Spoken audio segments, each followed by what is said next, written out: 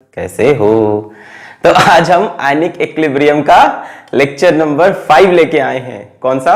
Buffer solution.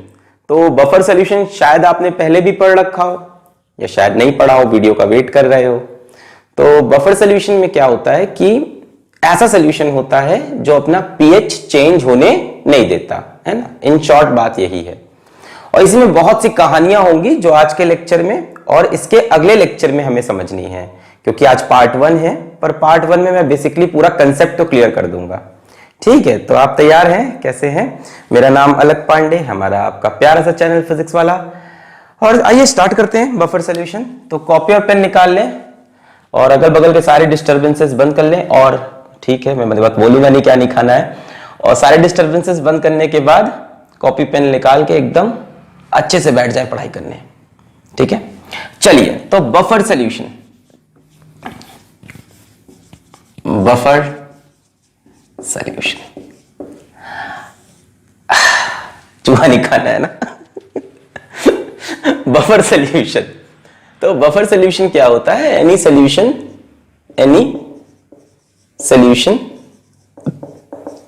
which resists any change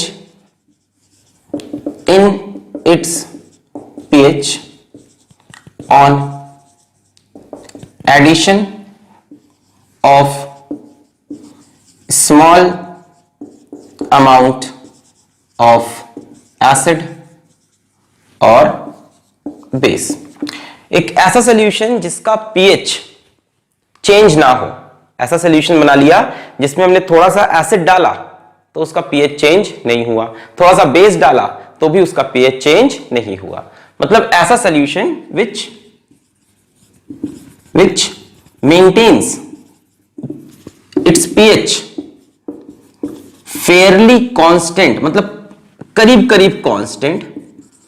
ठीक है, even on addition of small amount of acid और base, जो अपने पीएच को बरकरार रखे, मेंटेन रखे, करीब करीब मेंटेन रखे, 100% नहीं रख सकता, करीब करीब मेंटेन रखे जब आप उसमें एसिड इंट्रोड्यूस करो या बेस, है ना। अब जैसे अपने बॉडी का अपना ब्लड है, अब हम बाहर जाते हैं, समोसा भी खा लेते हैं, ठीक है, चाउमीन भी खा लेते हैं, है ना, चूहा भी खा लेते हैं, अपन सब खा लेते हैं।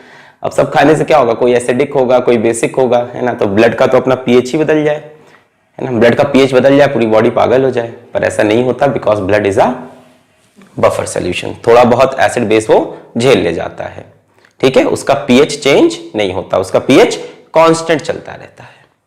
ठीक है, तो पीएच का बेसिक आइडिया लग गया। ऐसा सॉल्यूशन जिसका पीएच करीब करीब कांस्टेंट रहे, थोड़ा सा एसिड या थोड़ा सा बेस डालने पे पीएच चेंज ना हो। अब ऐसा सॉल्यूशन कैसे बनेगा, ये भी एक बहुत इंपॉर्टेंट है। कैसे ऐसा सॉल्यूशन बना सकते हैं सर जिसका पीएच चेंज ना हो?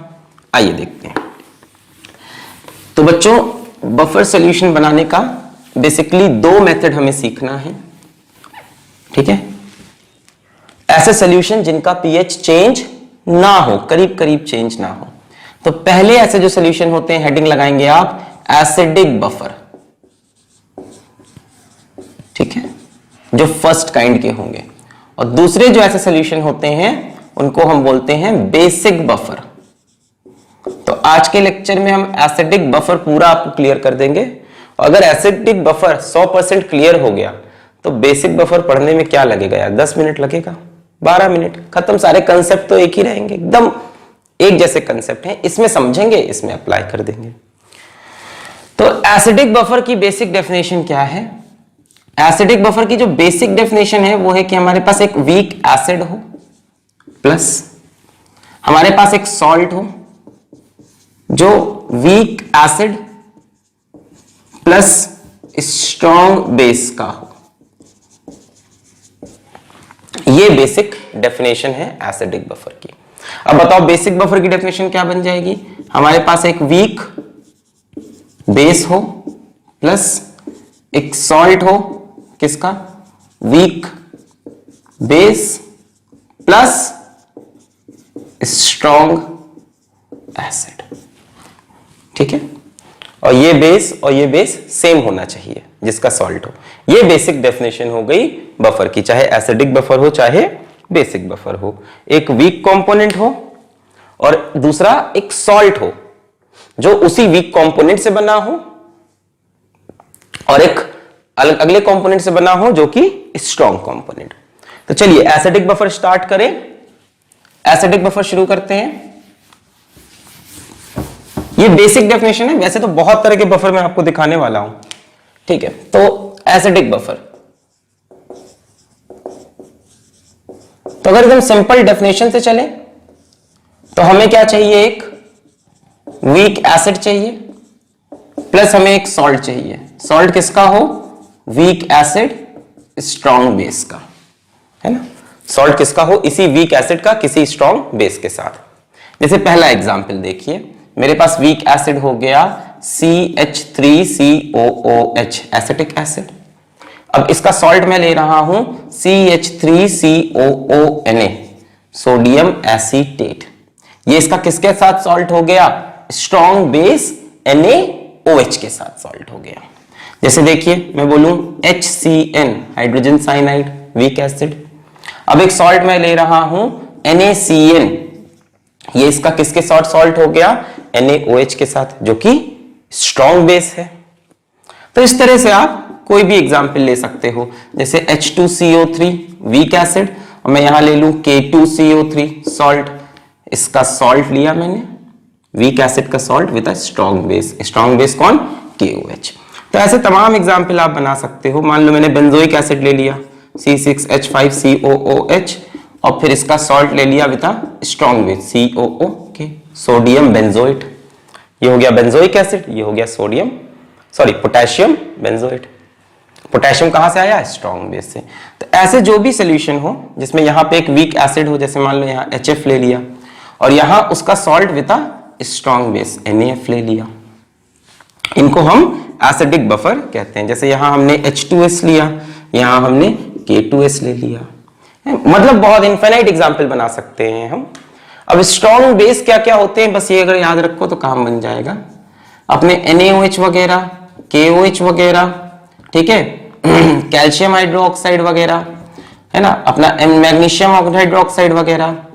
कहने का मतलब ग्रुप 1 पीरियोडिक टेबल का और ग्रुप 2 पीरियोडिक टेबल का, ग्रुप 1 और ग्रुप 2 की जो भी ऑक्साइड या हाइड्रो ऑक्साइड आपको दिखेगी, दैट इज स्ट्रॉन्ग बेस। ठीक है, आसान है स्ट्रॉन्ग बेस समझना।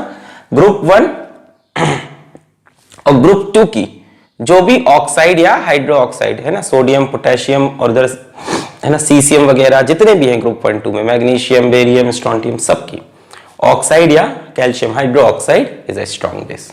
और वीक एसिड तो हम लोग कई दिन से डिस्कस करते ही आ रहे हैं, ऑर्गेनिक एसिड है HCN, H2CO3, H2S, HF, ये सब क्या है, वीक एसिड। इनका salt with a strong base, ये बनते हैं एसिडिक बफर। ठीक है, जरा इसको नोट करो, फिर और डिटेल में चलते हैं। और एग्जांपल बताओ थोड़ा इसको समझ लो, तभी जो मैं अगला बताऊंगा वो ज्यादा समझ में आएगा। ये तो सिंपल है, किताबों में दिया है। एक और तरह का बफर एसिडिक के अंदर ही दिखाना है। जैसे मान लो हमने बोला HCOOH प्लस सॉल्ट लेना है HCOONA, बोलो ठीक है, वीक एसिड, और ये वीक एसिड का स्ट्रॉन्ग बेस के साथ सॉल्ट हो गया। ठीक है ना, 8th आएगा ना, 7th 8th। और बताओ और बताओ और बताओ और बताओ और बताओ और बताओ और बताओ और बताओ। जैसे मान लो हमने ले लिया H2CO3 और इसका सॉल्ट ले लो, मान लो हमने ले लिया CaCO3 calcium carbonate. Weak acid, उसका सॉल्ट वीक एसिड का स्ट्रॉन्ग बेस के साथ। जैसे मान लो हमने ले लिया CH3COOH और हमने सॉल्ट ले लिया CaCH3COO whole twice calcium acetate. Acetate पे चार्ज -1 होता है, कैल्शियम पे 2, तो ये बना। तो ये वीक एसिड का सॉल्ट स्ट्रॉन्ग बेस के साथ, और ये वीक एसिड, ये वीक एसिड, ये वीक एसिड। तो एक तरफ अपना वीक एसिड हो और एक तरफ सॉल्ट हो वीक एसिड का स्ट्रॉन्ग बेस के साथ, और दोनों में कॉमन आयन होने चाहिए। इसलिए मैंने कहा था कि कॉमन आयन इफेक्ट जो आपने पढ़ा है उसी से बफर सॉल्यूशन बनता है। तो कॉमन आयन होना चाहिए। देखो इन दोनों में ये कॉमन आयन हुआ, इन दोनों में ये कॉमन आयन हुआ, इन दोनों में ये कॉमन आयन हुआ, इन दोनों में ये बेंजोइट आयन कॉमन आयन हुआ, इसमें फ्लोराइड आयन कॉमन आयन हुआ, इसमें सल्फाइड आयन, तो एक कॉमन आयन दोनों में होना चाहिए। कॉमन आयन इफेक्ट पे ही बफर सॉल्यूशन वर्क करता है। चलिए यहां तक क्लियर है, 100% क्लियर है। अच्छा, तो ये तो बहुत ही मतलब इजी हो गया, एकदम आपको सजा के दे दिया मैंने। एक वीक एसिड, उसका सॉल्ट स्ट्रॉन्ग बेस के साथ, स्ट्रॉन्ग बेस बता दिया मैंने, वीक एसिड ले रहा हूं, उसका सॉल्ट बना रहा हूं। अच्छा, बहुत बढ़िया। जरा इसका केस 2 देखिए, जिसमें डायरेक्ट नहीं देगा आपको, इनडायरेक्टली बोलेगा। डायरेक्ट नहीं देगा आपको, इनडायरेक्टली।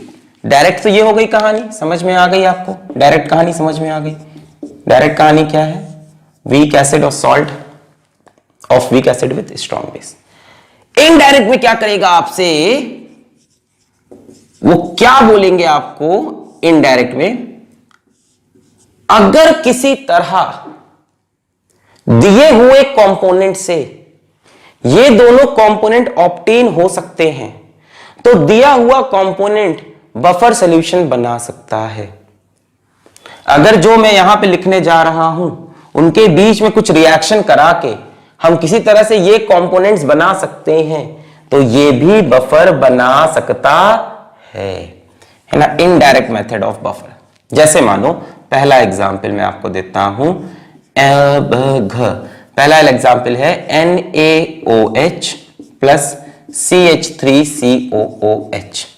क्या ये इससे मैच कर रहा है? वीक एसिड है, बिल्कुल है, पर सॉल्ट नहीं है, बल्कि क्या है, स्ट्रॉन्ग बेस दे रखा है।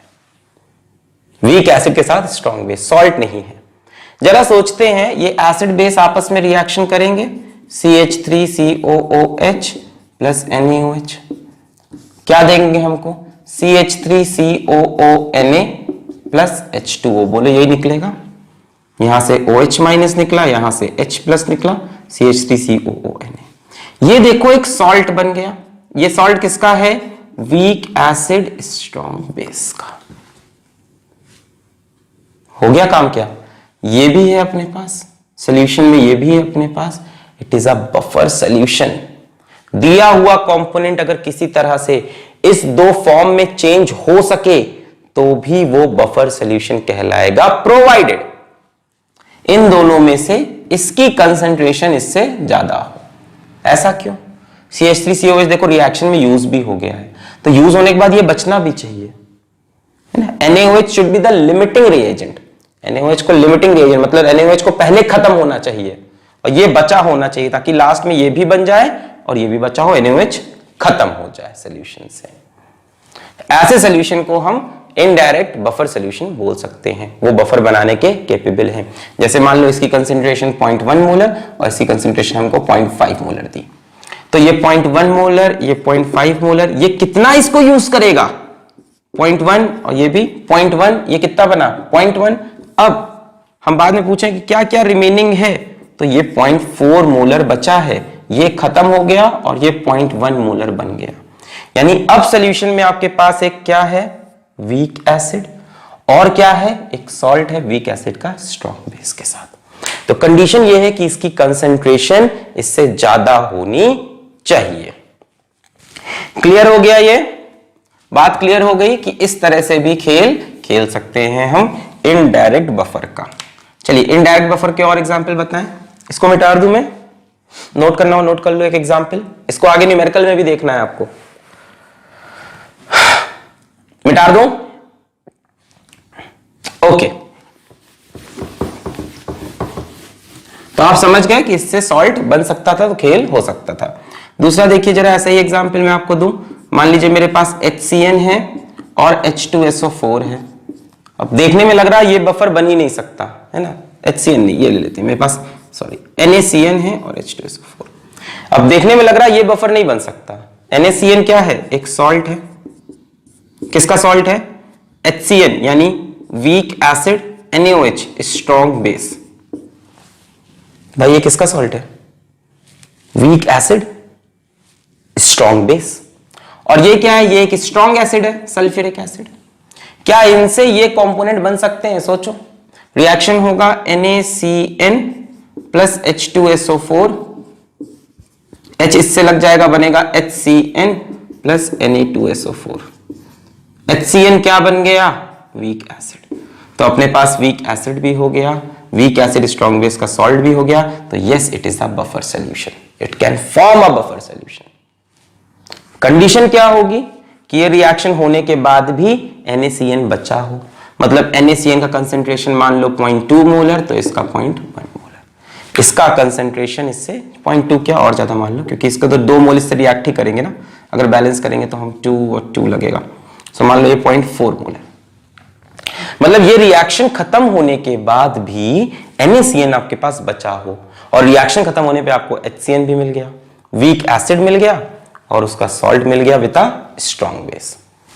क्लियर हो रही है बात? सो इसको हम बोलते हैं इनडायरेक्ट बफर सॉल्यूशन। ठीक है, जैसे मान लो हमें दे दिया HNO3 प्लस CH3COONA, क्या ये बफर बना सकता है? ये क्या है? एक सॉल्ट है। किसका सॉल्ट है? वीक एसिड स्ट्रॉन्ग बेस का। और ये क्या है? एक स्ट्रॉन्ग एसिड है। देखो पिछला वाला एग्जांपल एकदम। अब सोचो रिएक्शन, ये दोनों आपस में रिएक्ट करेंगे तो उससे CH3COOH बनेगा। देखो CH3COONA प्लस HNO3, अब CH3COOH प्लस NaNO3, ये बन गया वीक एसिड, और अपने पास सॉल्ट पहले से है वीक एसिड स्ट्रॉन्ग बेस का। कंडीशन यही होगी, ये रिएक्शन खत्म होने के बाद CH3CONA बचा होना चाहिए। इसकी कंसेंट्रेशन 0.2 मोलर, इसकी एग्जाम्पल दे रहा हूं, मतलब ये इससे ज्यादा हो, वरना इसी रिएक्शन में ये खत्म हो जाएगा। तो वीक एसिड तो बना पर सॉल्ट नहीं बचा। ठीक है, और ये तो पूरा खत्म हो गया, इसकी कंसेंट्रेशन कम थी, जितना वीक एसिड बना और ये बना, ये दोनों बचे हुए हैं, ये दोनों क्या बन गए? बफर। देखो weak acid, salt of weak acid with strong base. तो इसको बच्चों हम बोलते हैं इनडायरेक्ट बफर सॉल्यूशन। ठीक है, ऐसा कोई नाम नहीं, मैंने ही नाम दे दिया है, किसी किताब में नाम लिखे नहीं होते। और दिखाऊं, क्लियर हो गया होगा अब तक। जैसे मान लो हमको और क्या दे सकता है, और हमको दे दिया HCOOH प्लस KOH। देखो इसमें क्या क्या है मेरे पास? एक वीक एसिड है और एक स्ट्रॉन्ग बेस है, सॉल्ट की कमी है, इन दोनों में रिएक्शन होगा, सॉल्ट बन जाएगा। HCOH react with KOH, HCOOK बन जाएगा, that is the salt, week acid strong base का। इसको ज्यादा होना चाहिए, रिएक्शन के बाद बचना चाहिए, तो इसको मैंने बोल दिया 0.3 मोलर, इसको मैंने बोल दिया 0.2 मोलर, कुछ भी लिख सकता हूं, समझा रहा हूं कि इसकी कंसेप्ट क्लियर है ना। इसका इससे रिएक्शन HCOOK बन गया, HCOOK पोटेशियम फॉर्मेट, एक salt, week acid strong base का, और वीक एसिड है ये, और ये खत्म हो चुका है। ठीक, नोट कर लें। तो ये वाले बफर सॉल्यूशन याद रखेंगे, किताब में ज्यादा इनको पढ़ाया नहीं जाता, पर इस पे न्यूमेरिकल भी बन सकते हैं और एग्जाम में पूछा भी जा सकता है। मिटा दें, अगर किसी तरह से रिएक्शन करा के भी आप इस फॉर्म में आ सको, so it is a buffer solution.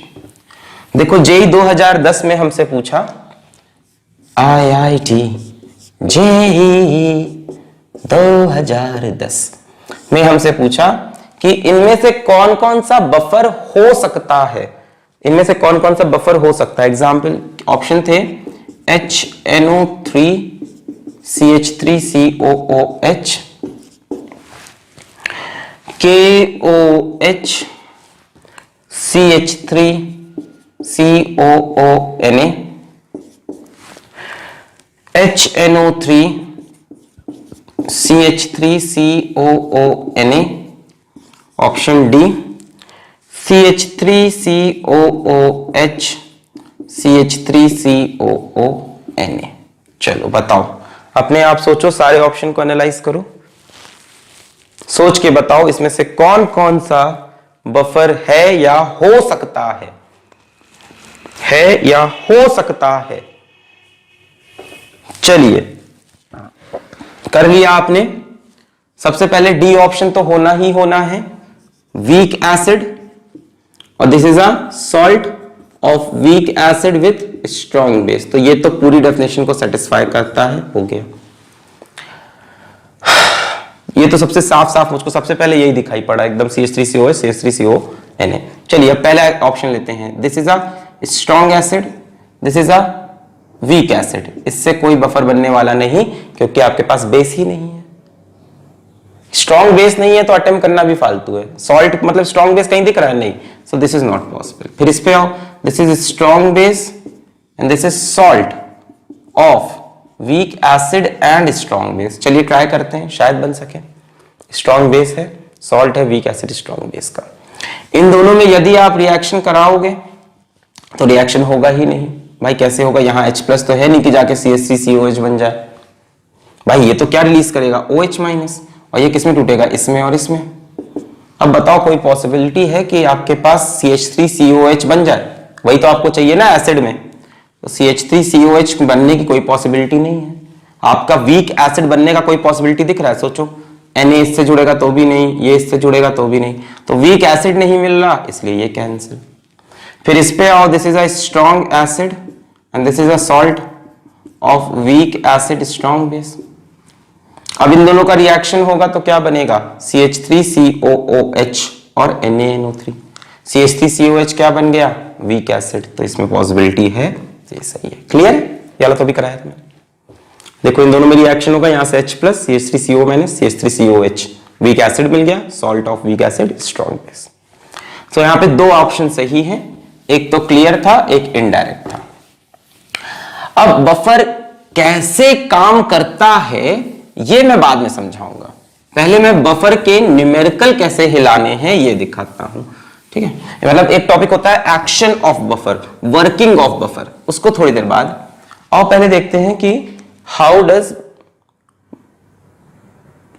To tackle the numericals of buffer. तो देखो, तो अगला टॉपिक है calculating pH of a buffer solution.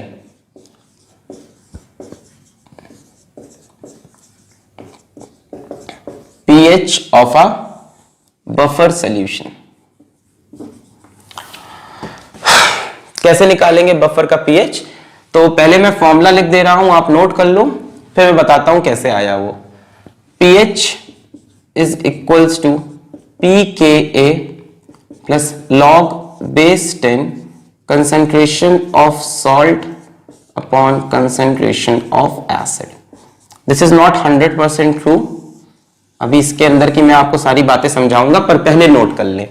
pH of buffer, कौन सा बफर है, एसिडिक बफर, ठीक है, of acidic buffer pKa log 10 salt upon acid। आइए देखें कैसा हुआ, एक एग्जाम्पल ले लेते हैं हम। कौन सा बफर हो रहा है, एसिडिक बफर। कैसे बनेगा, एक वीक एसिड और एक सॉल्ट, वीक एसिड का स्ट्रॉन्ग बेस के साथ। तो मैं वही पुराना वीक एसिड CH3COOH और सॉल्ट में CH3COO Na इस्तेमाल करूंगा। आइए, इन दोनों में से कौन वीक कंपोनेंट है ये? तो आप देख रहे हो आयनिक इक्विलिब्रियम की ज्यादातर कहानी हम वीक कंपोनेंट पे खेलते हैं। भाई जितने भी हमने अभी तक पार्ट कवर किया आयनिक के, ज्यादातर हमारा ध्यान किस पे रहता है, वीक कंपोनेंट पे। तो इस वीक कंपोनेंट को जरा उठाओ, CH3COOH पार्शियली डिसोसिएट करेगा to give CH3COO- plus H+, कि कंप्लीटली करेगा, पार्शियली करेगा, वीक है। और इसको देखो तो ये कंप्लीटली कर जाएगा क्योंकि ये स्ट्रॉन्ग है। ये कैसा इलेक्ट्रोलाइट है, स्ट्रॉन्ग, क्योंकि इसमें एक कंपोनेंट स्ट्रॉन्ग है। ठीक है, एक भी कंपोनेंट स्ट्रॉन्ग होता है तो ये स्ट्रॉन्ग बन जाता है। तो ये कंप्लीटली डिसोसिएट किया to give CH3COO- and Na+, 100% dissociate कर गया। अब इस वीक एसिड के लिए, this is a weak acid, इसके लिए हम Ka की इक्वेशन लिख सकते हैं। Ka की इक्वेशन क्या होगी बोलो, यहां से इक्विलिब्रियम कांस्टेंट होता है इसका, ionization constant, concentration of CH3COO- into H+ divided by concentration of CH3COOH। अच्छा, अब आपको ये तो याद होगा कि यहां पे ये कंसंट्रेशन रखें जरूरी नहीं, यहां पे हम CH3CO- की वो कंसंट्रेशन रखेंगे जो सॉल्यूशन में होगी, जो यहां से निकली वो नहीं रखनी होती, जो पूरे सॉल्यूशन में है। तो बच्चों सॉल्यूशन में CH3CO- यहां से भी आया है, यहां से भी आया है, दोनों जगह से आया है। अच्छा, ये वीक है, ये स्ट्रॉन्ग है। CH3CO माइनस कहां से ज्यादा आया होगा, मैक्सिमम CH3CO माइनस कहां से आया होगा, मैक्सिमम CH3CO माइनस यहां से आया होगा। ये 100% डिसोसिएट कर रहा, मतलब we can say this CH3CO minus is completely coming from salt. जितना सॉल्ट है उतना CH3CO माइनस, जैसे मान लो ये 0.1 मोलर होता तो डिसोसिएट करके इसको भी कितना बनाता, 0.1 मोलर। तो चाहे मैं इसकी कंसंट्रेशन रखूं या इसकी जगह में सॉल्ट की कंसंट्रेशन रखूं, बात तो सेम है। हमने यहां से Ka की इक्वेशन लिखी, फिर हमने कहा कि इसमें कौन सा CH3CO माइनस रखना है, जो यहां से निकला सिर्फ वही रखना है कि सॉल्यूशन का, तो हमने कहा सॉल्यूशन का। हमने कहा सॉल्यूशन में बेसिकली यहां से CH3CO माइनस आ रहा, जितना ये होगा उतना ये बन जाएगा। तो मैंने कहा कि CH3CO माइनस की कंसंट्रेशन की जगह क्या हम सॉल्ट की कंसंट्रेशन रख सकते हैं, आपने बोला ठीक है। अच्छा, दूसरी बात, नीचे है CH3COH का कंसंट्रेशन, वो कहां से आएगा, यहां से। मान लो इसका इनिशियल कंसंट्रेशन कुछ भी है, 0.1 मोलर है सपोज करो, तो ये थोड़ा सा डिसोसिएट कर जाएगा, तो इक्विलिब्रियम पे आते आते इसका कंसंट्रेशन कुछ कम होगा। पर ध्यान से देखो, यहां पे कॉमन आयन इफेक्ट भी चल रहा है, ये कॉमन आयन है जिसकी वजह से ये रिएक्शन पीछे जा रहा होगा, जिसकी वजह से इसका डिसोसिएशन बहुत कम होगा। मतलब हम यहां पे CH3COH का इनिशियल दिया हुआ कंसंट्रेशन भी रख सकते हैं। क्यों? क्योंकि इसका डिसोसिएशन बहुत कम होगा। सो इसकी जगह हम एसिड का इनिशियल कंसंट्रेशन भी रख सकते हैं। कोई जरूरत नहीं है C माइनस C अल्फा वो सब करने की, कि C किया C minus C alpha, equilibrium पे इसका कंसंट्रेशन कुछ कम नहीं होगा, इसका डिसोसिएशन हो ही नहीं पा रहा। क्यों नहीं हो पा रहा? क्योंकि स्ट्रॉन्ग इलेक्ट्रोलाइट डिसोसिएट हुआ, क्योंकि कॉमन आयन इफेक्ट लगा। पढ़ाया था मैंने पिछले लेक्चर में, कॉमन आयन इफेक्ट। जिसने नहीं पढ़ा है यूट्यूब पे टाइप करे कॉमन आयन इफेक्ट फिजिक्स वाला, आयनिक इक्विलिब्रियम 04 फिजिक्स वाला, वहां मिलेगा। इस कॉमन आयन की वजह से इसका डिसोसिएशन पीछे चला गया और ये बिल्कुल भी करीब करीब डिसोसिएट नहीं किया, इसलिए यहां पे हम इसके इक्विलिब्रियम कंसंट्रेशन ना रख के इनिशियल कंसंट्रेशन रख सकते हैं। अब यहां से बोलो H plus is equals to Ka into acid बटे सॉल्ट, कह सकते हैं। यहां से minus log base 10 H plus, मैंने दोनों तरफ माइनस लॉग लगाया, माइनस लॉग 10, देखो ये मल्टीप्लाई हो रहा है तो Ka माइनस लॉग 10 एसिड, और इस पे माइनस माइनस प्लस क्योंकि ये नीचे है, प्लस लॉग 10 सॉल्ट। बोलो ठीक है। दोनों तरफ मैंने माइनस लॉग लिख लिया, तो minus log H plus minus log K, ये मल्टीप्लाई हो रहा था log A into log B, minus log K minus log, और ये नीचे था तो माइनस माइनस प्लस हो गया। अब देखो मैं माइनस लॉग 10 H प्लस को हम क्या बोलते हैं? pH, यही तो pH होता है। माइनस लॉग 10 Ka को हम बोल सकते हैं pKa, है ना। किसी में भी माइनस लॉग 10 लगाओ तो P बन जाता है, पिछले लेक्चर में मैंने pH वाले लेक्चर में बताया था।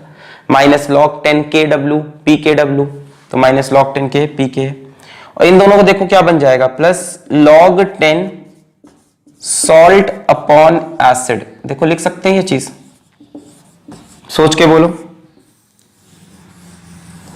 ये लिख सकते हैं यहां से log A minus log B, so log A by B। ये फॉर्मूला ऊपर भी लिखा हुआ है, इसका नाम है, इस इक्वेशन को हम बोलते हैं हेंडरसन हासेल बाल्च इक्वेशन, हेंडरसन हासेल बाल्च इक्वेशन। पर ये 100% ट्रू नहीं है, न्यूमेरिकल बन जाएंगे, हिल जाएंगे मैक्सिमम न्यूमेरिकल आसान वाले, बट जहां थोड़ा भी फॉर्मूला बेस, जेई मेन से थोड़ा सा भी ऊपर गए अपन, है ना। मेंस में भी हो सकता है इससे थोड़ा सा घुमा दे आपको सवाल। खैर नोट करिए अभी, कोई डाउट? यहां पे एसिड की इक्विलिब्रियम कंसंट्रेशन रखी जाती है, ये इक्विलिब्रियम कांस्टेंट है इस रिएक्शन का, पर हमने इनिशियल रख दी क्योंकि इसका डिसोसिएशन नहीं हो पा रहा because of common ion effect. इसका पिछला वीडियो वही था। फिर pH निकालने के लिए आप चाहो तो खुद से कर सकते हो, दोनों तरफ लॉग ले लेना, उसके बाद माइनस लॉग 10 H प्लस को pH, माइनस लॉग 10 Ka को Pa, और so clear. What I want to say कि ये गलत क्यों है, इसमें क्या चीज गलत है? यहां पे सॉल्ट का कंसंट्रेशन रखना पूरी तरह से सही नहीं है। क्यों नहीं सही है? थोड़ी देर बाद समझ में आएगा।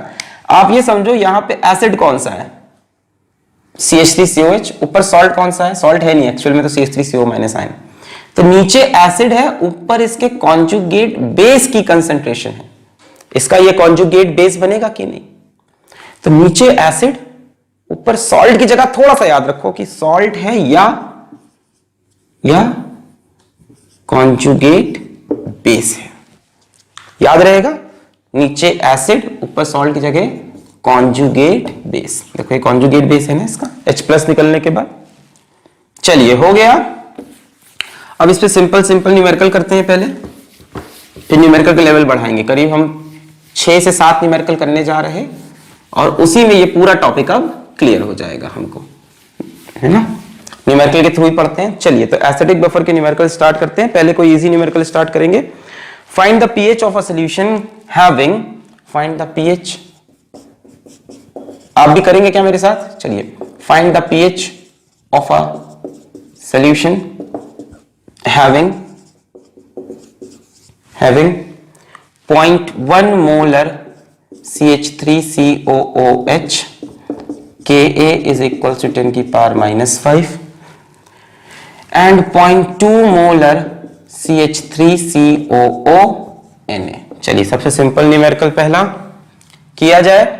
आइए, तो pH is equals to pKa plus log 10 salt बराबर एसिड, सॉल्ट बराबर एसिड। नीचे CH3COH, ऊपर CH3COO माइनस। pKa क्या होता है, माइनस log 10 Ka, ठीक है, प्लस log 10। सॉल्ट कितना है अपना, अब देखो सॉल्ट क्या है, सॉल्ट एक्चुअल में तो ये रखना है CH3CO माइनस की कंसेंट्रेशन। ये कहां से आएगा, इसमें से आएगा कि इसमें से, आंसर है दोनों से आएगा, पर इसका डिसोसिएशन बहुत कम होना है, तो बेसिकली ये पूरा यहां से आएगा। तो हम इसकी जगह इस सॉल्ट की कंसेंट्रेशन को ऊपर रख देंगे 0.2 डिवाइडेड बाय एसिड CH3COOH, वो तो यहीं से मिलना है, इसकी कंसेंट्रेशन 0.1 और Ka की वैल्यू 10 की पावर -5। ये हो गया अपना pH। सो ये -5 बाहर आएगा, माइनस माइनस प्लस 5 प्लस ये कैंसिल, log 2 की वैल्यू 0.30। पिछले लेक्चर में भी बताया है मैंने आपको, log 2 की वैल्यू 0.30 और log 3 की वैल्यू 0.477, ठीक है। सो इसका pH हो गया 5.3। एसिडिक बफर है तो pH 7 से कम आया, ऐसा कोई कंसेप्ट नहीं है, ऐसा कोई कंसेप्ट नहीं है, टेंशन मत लेना कि एसिडिक बफर है तो pH 7 से कम आएगा, वो आ गया, अच्छी बात है। चलिए आगे बढ़े, नेक्स्ट क्वेश्चन देखते हैं। Find the pH of a solution, find the pH of a solution containing 0.25 mole of HCl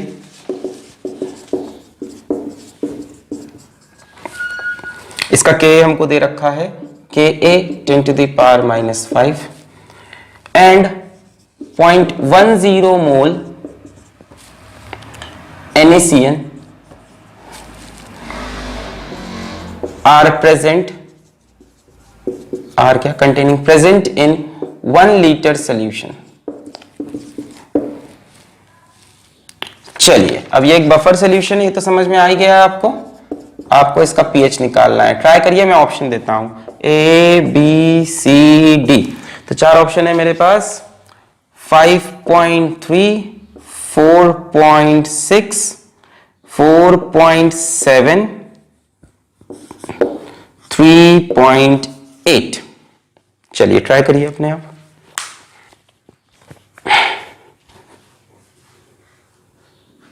okay, pause करके ट्राई करना है। ओके, हो गया। चलिए मैं आपको करके दिखाता हूं। सो हम लिखेंगे pH is equals to pKa plus log 10 concentration of salt upon acid. तो हमेशा लॉजिक लगाते रहना, एसिड मतलब कौन होगा, HCN, और सॉल्ट मतलब क्या, कॉन्जुगेट बेस, यानी CN माइनस की कंसेंट्रेशन चाहिए हमको। चलो, तो pK is minus log 10 Ka, इसका माइनस log 10 करोगे तो कितना आएगा, 5 आएगा। माइनस लॉग 10 10 तो ये माइनस बार प्लस लॉग 10 सॉल्ट मतलब Cn माइनस की कंसेंट्रेशन कहां से मिलने वाली है, इससे कि उससे? मेरे ख्याल से तो इसी से मिलेगी Cn माइनस की कंसेंट्रेशन, सॉरी इसी से मिलेगी, ये तो वीक है और इसका डिसोसिएशन भी कम हो गया। तो Cn माइनस की कंसेंट्रेशन की जगह हम सॉल्ट में किसका कंसेंट्रेशन रख दें, NaCN का। सो 0.1 मोल कितने में, 1 लीटर में। वैसे वॉल्यूम लिखने की जरूरत नहीं, ऊपर नीचे कैंसिल होगा। एसिड की कंसेंट्रेशन यहां से ही मिलेगी 0.25 मोल इन 1 litre. So 5 plus log 10 this will be how much, 0.1 upon 0.25, सो 10 लिख सकते हैं ऐसे,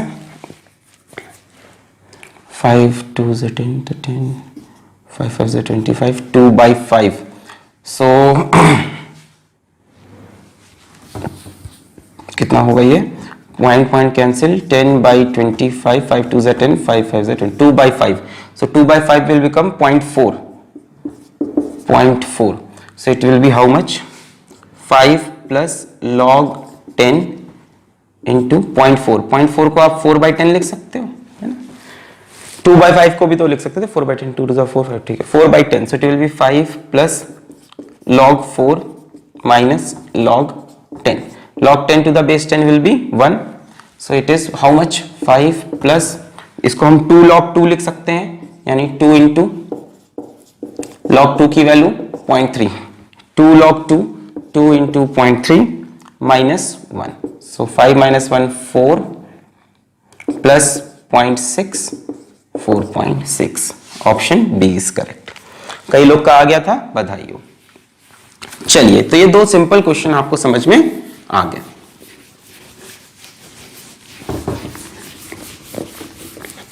चलिए, यहीं पे एक क्वेश्चन आपको मैं होमवर्क क्वेश्चन दे रहा हूं, जिसका आंसर आप कमेंट करें खुद से करके। सिंपल क्वेश्चन है, इसलिए उसको अब मैं सॉल्व नहीं करा रहा, बहुत सिंपल सा है वो भी। Question, what volume of 0.1 molar HCOONA should be added to 50 ml of 0.05 molar HCOOH to produce a buffer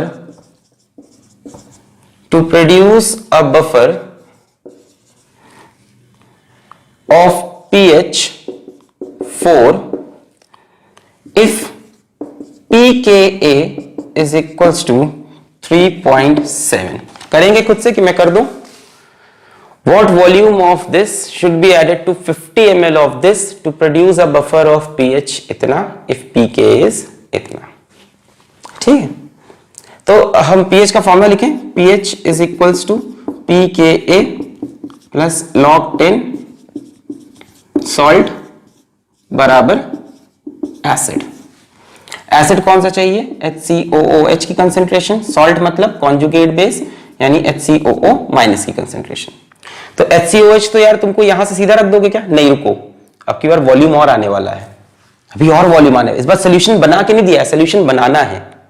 पिछली बार सोल्यूशन बना हुआ था तो कंसेंट्रेशन पता थी कितनी कितनी है, इस बार बोल रहा है ये एक सोल्यूशन है और एक और सोल्यूशन, दोनों को मिलाएंगे तो मिला के नया सोल्यूशन बनेगा, तो दोनों की कंसेंट्रेशन नई नहीं बनेगी, तो HCOH की ये कंसेंट्रेशन रखना गलत हो जाएगा, एसिड की जगह 2 सोल्यूशन मिलेंगे। तो मान लेते हैं HCONA का हमारे पास V वॉल्यूम है, टोटल वॉल्यूम कितना हो गया सोल्यूशन का, सोल्यूशन का टोटल वॉल्यूम हो जाएगा V प्लस 50। ठीक है, कन्वर्ट करने की जरूरत नहीं क्योंकि ऊपर नीचे सब कैंसिल हो रहा है, तो कन्वर्ट मत करना। मैंने मान लिया VmL, तो टोटल वॉल्यूम हो गया V प्लस 50। चलो अब आ जाओ, pKa दिया हुआ है 3.7, pH भी दे रखा है 4 प्लस log 10 सॉल्ट यानी HCO माइनस की कंसेंट्रेशन। अच्छा, और नीचे एसिड की कंसेंट्रेशन, और पहले कंसेंट्रेशन निकालें, एसिड की कंसेंट्रेशन क्या होता है, number of moles upon total volume. देखो ये इसकी मोलैरिटी है, ये इसका वॉल्यूम है, तो यहां से नंबर ऑफ मोल्स निकाल सकते हो। अगर HCOOH की बात करूं तो इनिशियली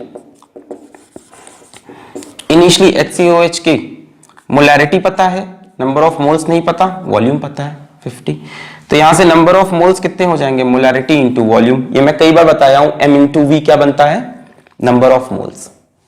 इनिशियल बात कर रहे हैं, इनिशियली जब मिलाया नहीं गया, इस सोल्यूशन का वॉल्यूम कितना है 50, मोलैरिटी इतनी, तो इसके नंबर ऑफ मोल्स हो जाएंगे 50, सॉरी मोलैरिटी कितनी है 0.05 इंटू 50। वॉल्यूम को चेंज करना है मुझे पता है, मत करो यार, ऊपर नीचे कैंसिल होने वाला है सब, टेंशन मत लो। इसको वैसे भी मिली मोल्स बोला जाता है,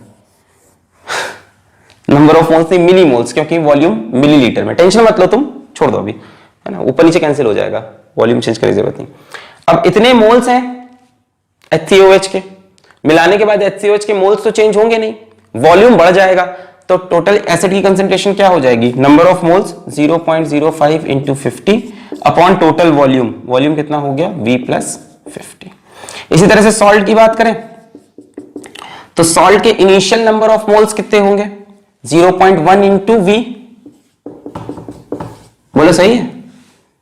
सॉल्ट की अगर कंसंट्रेशन निकालनी है तो सॉल्ट के नंबर ऑफ मोल्स कितने होंगे m into V upon total volume, मिलाने के बाद V प्लस 50, उठा के यहां रख दो, salt 0.1 into V upon V plus 50, V plus 50 ऊपर नीचे कैंसिल हो जाएगा, इसमें भी V प्लस 50, इसमें भी ऊपर नीचे कैंसिल, तो लिख नहीं रहा, डिवाइडेड बाई एसिड की कंसंट्रेशन 0.05 इंटू 50, तेज तो नहीं हो रहा, इसमें भी 0.1 V बाई V प्लस 50, इसमें भी V प्लस 50 कैंसिल। यहां से V की वैल्यू हमें चाहिए, तो ये इधर जाएगा 4 minus 0.37 that is 0.3 is equals to log base 10 0.1, यहां से पॉइंट हटाया, चलो यहां हटाते हैं, 0.1 अपॉन 0.05 इंटू 50 इंटू वी, यहां से पॉइंट हटाया तो नीचे एक जीरो और बढ़ जाएगा, ये पॉइंट हटाया, दो जीरो कैंसिल, V बटे 25, सो ये मिटा दूं, और ये देखो V बटे 25 log 10V, अच्छा ये किसकी वैल्यू है, ये log 2 की वैल्यू है 0.3 ना, log 2 की वैल्यू 0.3, तो ये पूरा टर्म 2 के इक्वल होगा, log 2 होता है 0.3, 2 के V बटे 25 इज 2, V बटे 25 इज 2, मतलब V इज इक्वल्स टू 50, इसका 50 ml होगा, ठीक है। अब नहीं आ रहा तो क्रॉस चेक कर लो, उल्टा रख के एक बार देख लो। नंबर ऑफ मोल्स समझ में आया, कैसे निकाले, m इंटू वी से, इसके initial number of moles, finally भी नंबर ऑफ मोल्स तो सेम रहेंगे, क्या चेंज हो जाएगा, total volume, number of moles upon volume. कहां से फॉर्मूला बनाया, मोलैरिटी से, molarity number of moles upon volume, pH ये वी, फिर मैंने बोला ये किसकी वैल्यू है, मैंने कहा log 2 की, तो ये पूरा 2 के इक्वल होगा, तो V बटे 25 इज इक्वल्स टू 2, तो V is equals to 50 ml। चलिए मैंने ही सॉल्व कर दिया ये वाला भी। अब नेक्स्ट क्वेश्चन आप खुद से करिएगा, पक्का करेंगे, ओके। नेक्स्ट क्वेश्चन बहुत प्यारा सा है भी, चलिए देखते हैं कौन कर पाता है। अच्छा क्वेश्चन आ रहा है अगला question, so find the pH of a solution, find the pH of a solution containing find the pH of a solution having 0.1 molar CH3COOH, K is equals to 10 की पावर माइनस 5,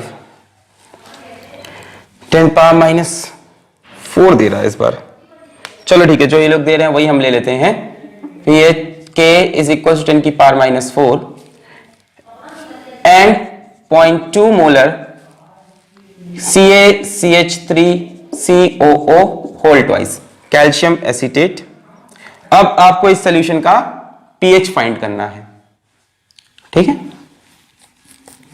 0.1 मोलर ये है, 10 की power minus 4, अब जो दे रखा use कर लेते हैं, एंड 0.2 मोलर ये, तो find the pH of solution. मैं आपको ऑप्शन देता हूं A B C D, ठीक है, वो 10 पावर माइनस 5 होना चाहिए, पता नहीं बुक में डेटा गलत दिया हो कहीं, खैर उसी के हिसाब से आंसर है। So the options are 4.3, 5.7, 4.6, 4.7।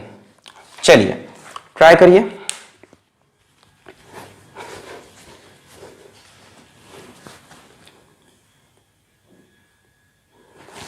Pause करके ट्राई करिए, ओके हो गया, पॉज करके ट्राई कर लो खुद से। ये आ रहा, गलत है, ये आएगा कैसे? pH is equals to pKa plus log base 10 concentration of salt upon concentration of acid. pKa की जगह minus log 10 Ka plus log 10 salt upon acid minus log 10 K क्या है? 10 की power -4, so -4 will come this side, minus minus plus, so it is 4 plus log 10। अब acid अपना कौन सा है यहां पे? CH3COO माइनस, और ऊपर सॉल्ट होता है कि सॉल्ट नहीं होता? एग्जैक्टली सॉरी, एसिड कौन सा है? CH3COH। ऊपर सॉल्ट की जगह हमें क्या रखना होता है? कॉन्जुगेट बेस होता है एक्चुअल में, यानी CH3COO माइनस की कंसेंट्रेशन रखनी है ऊपर। यहां पे मैं पूछूं सॉल्ट कौन सा है, तो आप बोलोगे ये सॉल्ट है और ये एसिड है। एसिड की कंसेंट्रेशन दे रखी है, रख दिया। सॉल्ट की कंसेंट्रेशन रख देंगे तो गलत हो जाएगा। हमें इसकी कंसेंट्रेशन चाहिए, इसमें से ये आयन डबल निकलेगा। नहीं समझे? मान लो ये डिसोसिएट किया तो ये देगा Ca2 plus 2 moles of CH3COO minus. इसकी कंसेंट्रेशन कितनी है? 0.2। इससे ये कितना बनने वाला है? 0.4। अगर आप सॉल्ट की कंसेंट्रेशन यहां रखोगे तो आंसर गलत आएगा। सॉल्ट कितना है? 0.2, पर सॉल्ट नहीं रखा जाता एक्चुअल में, कॉन्जुगेट। यही मैं समझा रहा था उस टाइम कि हमेशा ये फॉर्मूला लगाना सही नहीं, याद रखना है सॉल्ट नहीं, कॉन्जुगेट बेस की कंसेंट्रेशन। CH3COH का कॉन्जुगेट बेस CH3COO माइनस, उसकी कंसेंट्रेशन यहां 0.2 नहीं होगी, 0.4 होगी। बस इतना ही सी बात थी, बाकी तो क्वेश्चन आसान है। 4 प्लस लॉग बेस 10, सॉल्ट की जगह 0.4। लॉजिक से समझ में आ गया, सॉल्ट की कंसेंट्रेशन ना रख के कॉन्जुगेट बेस की रखनी होती है, और एसिड की 0.1। सो इट्स इजी, ये कैंसिल। सो 4 प्लस log 4 यानी 2 log 2 यानी 2 into 0.3, so 4.6 ऑप्शन। क्लियर है? तो यही बात मैंने शुरू में बताई थी कि ऊपर सॉल्ट नहीं, कॉन्जुगेट बेस। यहां सॉल्ट की कंसेंट्रेशन रखते तो 0.2 रखते, गलत होता, और इसकी कंसेंट्रेशन 0.4 होगी। यहां से तो इसको हम कंसिडर भी नहीं करेंगे, हम मानते हैं कि सारा यहीं से आ रहा, क्योंकि इसका डिसोसिएशन वैसे भी कम हो जाएगा due to common ion effect. चलिए अगला क्वेश्चन और खूबसूरत होने वाला है। ये यहां तक मैंने सिंपल बफर सॉल्यूशन लिए, जिसमें एक एसिड था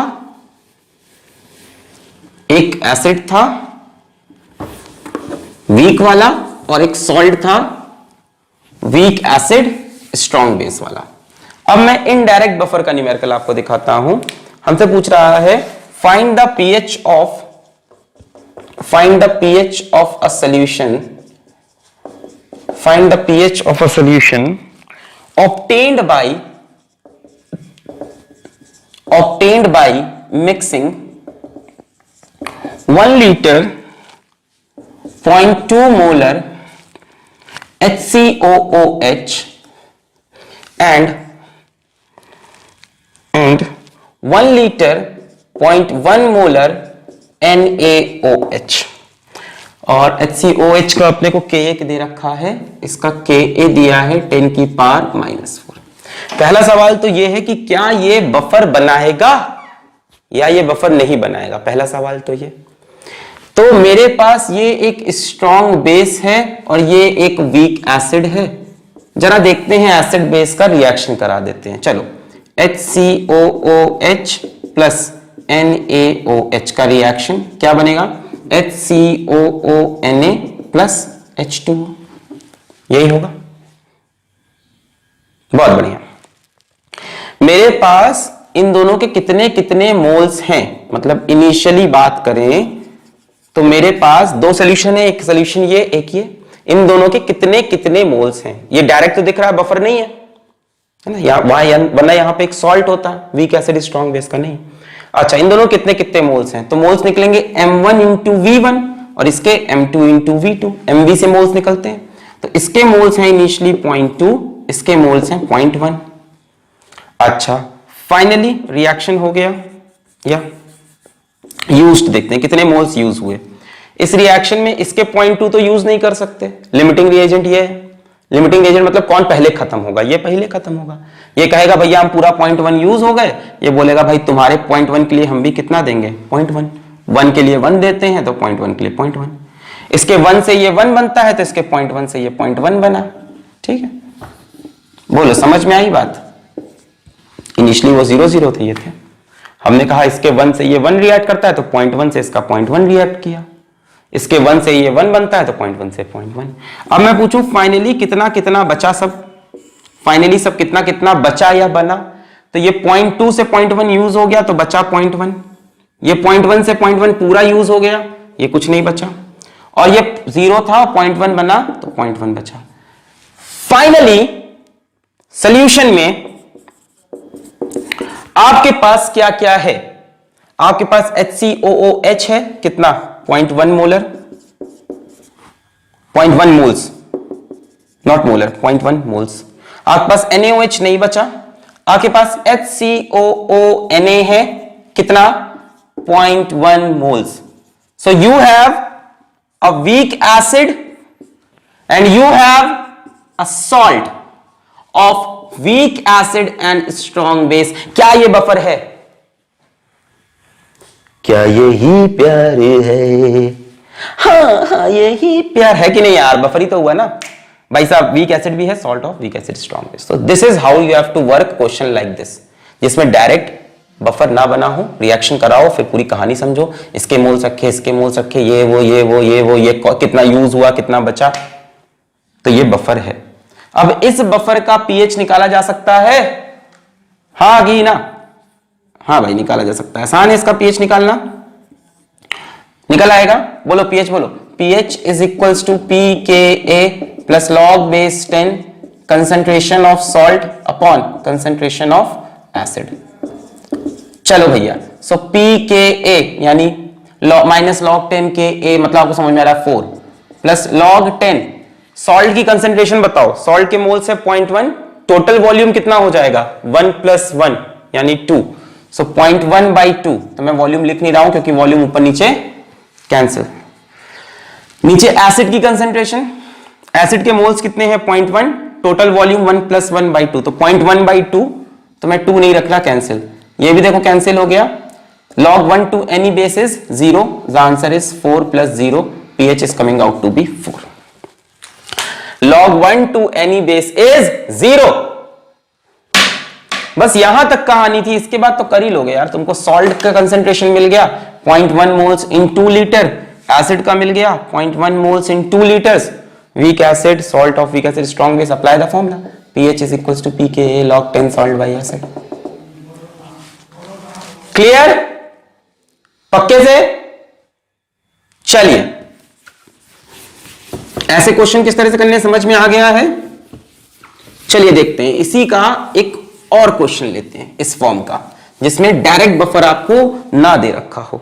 अभी वर्किंग ऑफ बफर भी हम पढ़ेंगे, पहले एक सवाल लेते हैं। तो सवाल हमको दे रहा है find the pH of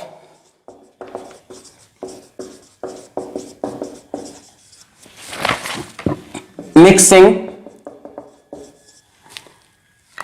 0.1 molar 200 ml HCOOH and 0.1 molar 50 ml, 500 नहीं 50 ml कैल्शियम हाइड्रोक्साइड, और हमें HCOOH का K दे रहा है 10⁻⁻⁴। आपको इस सॉल्यूशन का पीएच निकालना है। अपने आप ट्राई करें, मैं आपको ऑप्शन देता हूं इसके पीएच के A B C D। Option है 4.3, 4, 4.6 या 5.3। चलिए, डायरेक्ट बफर तो नहीं है, देखिए इनडायरेक्टली बफर बन रहा है कि नहीं, और बन रहा है तो उसका पीएच क्या हो रहा है। चलिए, क्या आ रहा, पॉज करके ट्राई कर लिया। पहले तो देखें बफर बनेगा कि नहीं। This is a weak acid this is a strong base, तो दोनों रिएक्ट कर जाएंगे, HCOOH plus CaOH whole twice reacts to give, बोलो यहां से बनेगा HC, अच्छा इसके 2 मोल्स चाहिए होंगे रिएक्ट करने के लिए, है ना, ये दिख रहा है डाई एसिडिक बेस है, सो बनेगा HCOO whole twice Ca plus 2 moles of H2O, बोलो क्लियर है। यहां से 2 OH माइनस निकलेंगे, यहां से 2 H plus 2 moles of H2O, 2 H plus निकलने के बाद HCOO माइनस और Ca2 plus calcium acetate plus 2 moles of H2O। चलो अब बात करते हैं इनिशियली कितने कितने मोल्स थे। मोल्स कैसे निकलेंगे, M इंटू वी, मुझे पता है तुम घबरा रहे हो, वॉल्यूम चेंज करना है, मत करो, मिली मोल्स होंगे, मोल्स नहीं होंगे, M इंटू वी करो, मिली मोल्स आएंगे, 0.1 इंटू 200, तो इसके 20 मिली मोल्स हैं, लिख भी नहीं रहा मैं, लिख दूं क्या, 20 मिली मोल्स। इसकी बात करें M2 इंटू V2 0.1 इंटू ये, तो इसके 5 मिली मोल्स हैं। अब देखो दोनों में से लिमिटिंग रिएजेंट कौन सा है, सोचने पे होता है, ठीक है, कितना यूज होगा, सोचो, अगर ये पूरा 20 खत्म हो तो ये कितने चाहिए होंगे, 10, 2 को चाहिए 1, 20 को चाहिए होगा 10, ये 10 हमारे पास नहीं है, मतलब ये नहीं खत्म होगा। अब इस तरफ से सोचो, अगर ये पूरा 5 खत्म हो तो ये कितना चाहिए, 10, ये तो 10 है, तो हम इसके पूरे 5 मिलीमोल यूज हो गए, पूरे 5 मिलीमोल्स खत्म, इसके 5 खत्म होंगे तो 1 के लिए 2, तो 5 के लिए इसके कितने खत्म करने पड़ेंगे, 10 मिलीमोल्स इसके खत्म, इसके 1 मोल से इसका 1 मोल बन रहा, तो 5 मिलीमोल से इसके भी 5 मिलीमोल्स बनेंगे। भाई ये क्या मिल गया आपको, ये सॉल्ट मिल गया ना, किसका, वीक एसिड स्ट्रॉन्ग बेस का, तो ये और ये मिलके क्या बना लिए, बफर, है कि नहीं, इसको और इसको मिलाकर क्या बन जाएगा, बफर। फील हो रहा है, salt of weak acid strong base और प्लस वीक एसिड, 5 मिलीमोल, और ये तो छोड़ो, इससे मतलब नहीं। अब फाइनली क्या क्या बचा है और देखें, फाइनली कितने कितने मोल्स किसके इसके बचे या बने, फाइनली बात करें तो फाइनली इसके 20 में से 10 गए तो 10 मिलीमोल्स बचे हैं, इसके 5 थे, 5 खत्म, ये खत्म हो गया, इसके 0 थे, 5 बने तो 5 बने। सो फाइनली आपके पास क्या क्या बचा, फाइनली आपके पास HCOOH है और आपके पास CaHCOO होल ट्वाइस है। ये क्या है, वीक एसिड, ये क्या है, salt of weak acid strong base. क्या ये बफर बनाएगा, ये तो गया, क्या ये बफर बनाएगा, बिल्कुल बनाएगा साहब। अब इस बफर का पीएच निकालना है हमको, टोटल वॉल्यूम दिख ही रहा है, आपको पता है टोटल वॉल्यूम की जरूरत नहीं है, जरा इसका पीएच निकालने की कोशिश करिए, यहां तक तो मैंने बता दिया। चलिए इसका पीएच निकालिए, तब तक मैं अपने प्यारे से मार्कर को खूबसूरत सी इंक पिलाऊं, मार्कर तुम इंक पी लो। चलो यहां तक क्लियर है सबको, नोट कर लिया है, बढ़िया। अब इस सॉल्यूशन का पीएच चाहिए मुझको, यहां तक क्लियर हो गया, बहुत बढ़िया, मिटा दूं मैं, ओके। सो अब मेरे पास जो सॉल्यूशन है, घुमा फिरा के इन दोनों को मिलाने पे जो रिजल्टिंग सॉल्यूशन है वो ये है। इस सॉल्यूशन का पीएच क्या होगा, pKa plus log 10 concentration of salt upon concentration of acid. pKa रखोगे minus log 10 Ka 4 plus log 10, अब देखो सोचो नीचे एसिड कौन सा रहेगा, वीक एसिड HCOOH, ऊपर सॉल्ट नहीं होता, क्या होता है, हमेशा दिमाग में रखो कॉन्जुगेट बेस, इसका कॉन्जुगेट बेस कौन होगा, HCOO माइनस। क्या ऊपर सॉल्ट की कंसंट्रेशन चाहिए, ये रहा सॉल्ट, या HCOO माइनस की, HCOO माइनस की। तो चलो आगे बढ़ते हैं, it will be 4 plus log 10। अब बताओ HCOO माइनस की कंसंट्रेशन क्या होगी, इतनी ही होगी कि इसकी डबल, इसकी डबल, इसमें से कितने HCOO माइनस निकलेंगे, 2। तो इसीलिए बोलता हूं यहां पे सॉल्ट लिख के क्वेश्चन मत करना, वरना ये क्वेश्चन भी गलत हो जाता। इतना दिमाग लगाते सब करते और लास्ट में यहां किसकी कंसंट्रेशन रख देते, सॉल्ट की तो गलत हो जाता, सॉल्ट नहीं चाहिए था, एसिड का कॉन्जुगेट बेस। ये 5 है तो सॉल्ट इसमें से HCO माइनस कितना निकलेगा, डबल निकलेगा। सो कंसेंट्रेशन होगी 2 into 5 millimoles divided by total volume. Total volume होगा 200 प्लस 50, करने की जरूरत नहीं, कैंसिल हो जाएगा ऊपर नीचे, तो 2 इंटू 5 मैंने लिख लिया। सर आप इतनी आसानी से कैसे मिलीमोल्स में कर रहे हो क्वेश्चन, क्योंकि सब ऊपर नीचे कैंसिल होना है, तो वो भी मिलीमोल्स में, ये भी मिलीमोल्स में, नीचे वॉल्यूम वॉल्यूम दोनों का सेम ही है। टोटल वॉल्यूम इसका भी 200 प्लस 50 रखना होगा, इसमें भी 200 प्लस 50 कैंसिल। बस इंपॉर्टेंट ये था, यहां सॉल्ट की कंसेंट्रेशन अगर रख देते तो गलत होता, यहां इसकी ये इसका भी डबल। और HCOH एसिड की कंसेंट्रेशन कहां रही, एसिड के नंबर ऑफ मोल्स कितने बचे हैं 10, डिवाइड बाई टोटल वॉल्यूम से भी कोई मतलब नहीं, तो 2 5 जा 10, 2 5 जा 10, तो 4 plus log 1 to any base is 0, so pH is 4 again and option B is correct।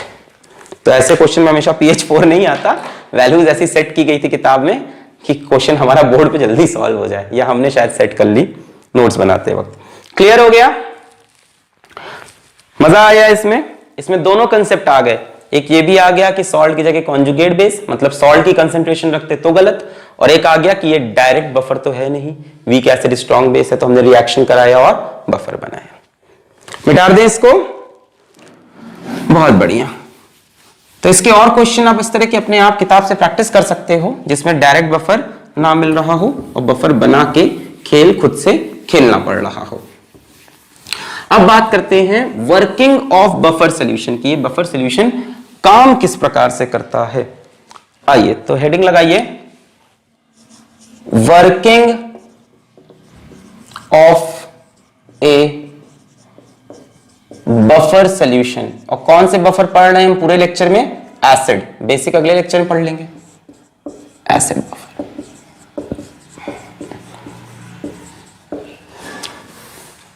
तो बात करने जा रहे हैं working of acidic buffer.